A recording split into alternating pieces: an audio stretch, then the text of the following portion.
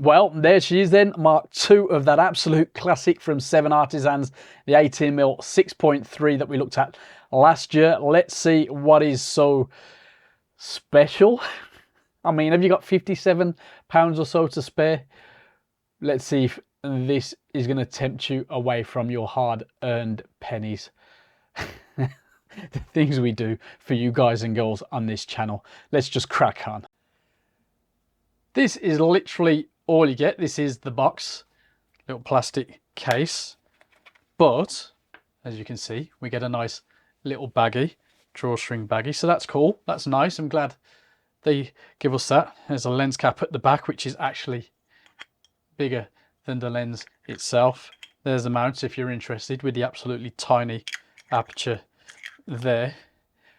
27mm full frame equivalent, 76-degree angle of view, 0 diaphragm blades, 6 elements in 5 groups, fixed aperture of 6.3. Now, what's new about this one is you can focus it if you really want, which I will be mentioning, but I mean, it's a fine experience. It's okay physically, but in reality, not really enjoying it that much. But you do get a 30cm minimum focus to infinity. Now, of course, if you're just off infinity with this one at f6.3 in good light, you can get an okay shot, but we'll get onto that. It is all metal and it weighs a whole 58 grams. That's all we need to say. Let's get on with this.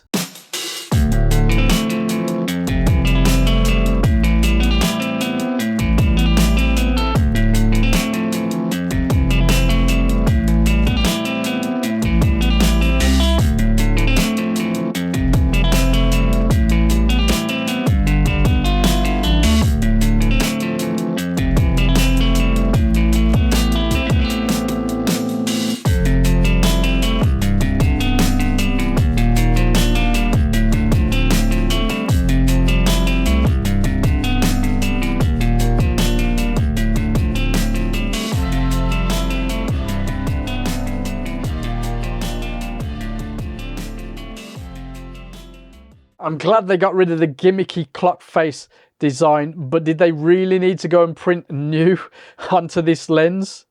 The addition of a focus ring is actually rather welcome and it works absolutely fine. I mean, you're not going to mess around too much, but being able to go down to 30 centimeters does add a nice little bit of flexibility to this lens in the right circumstances.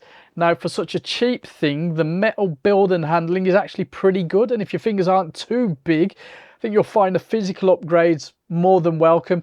It does need a tiny little cap to protect the glass. You know, you don't want to risk your £57 or so, but I guess it is a bit of a body cap lens as it is.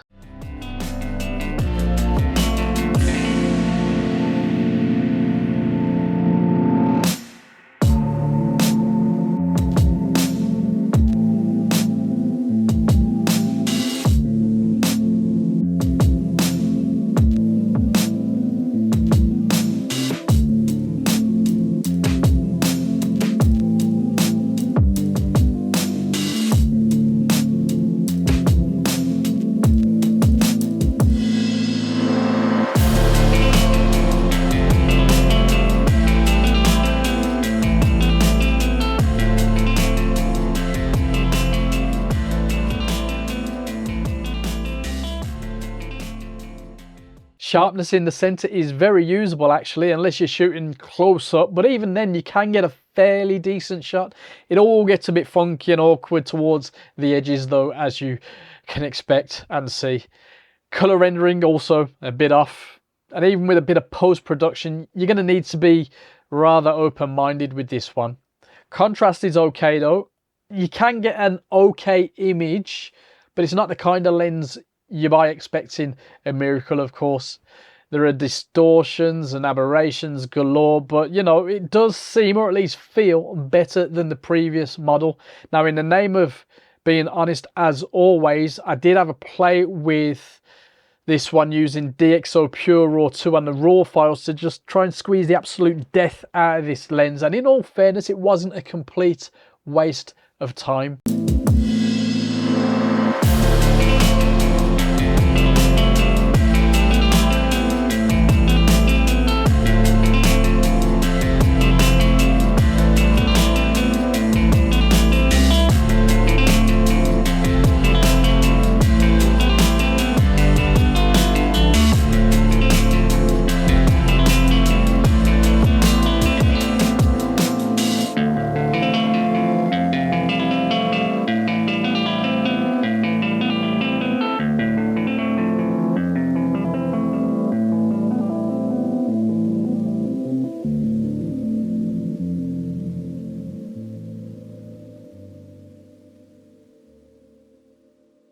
what you've all been waiting for. Is it worth it? Well, if you can spare 57 or so pounds, want a absolute wafer thin lens with some rather challenging image quality, then sure, why not? Now, when we looked at the first version, we said it could be a good change of pace for somebody not looking to spend much at all, but perhaps, you know, use it with one of the older bodies like the E1 and that sort of thing. So, you know, for some, not a complete waste of time.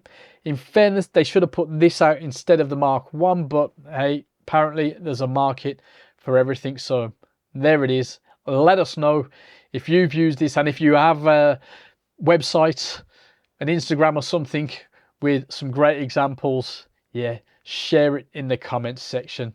Until next time, take it easy.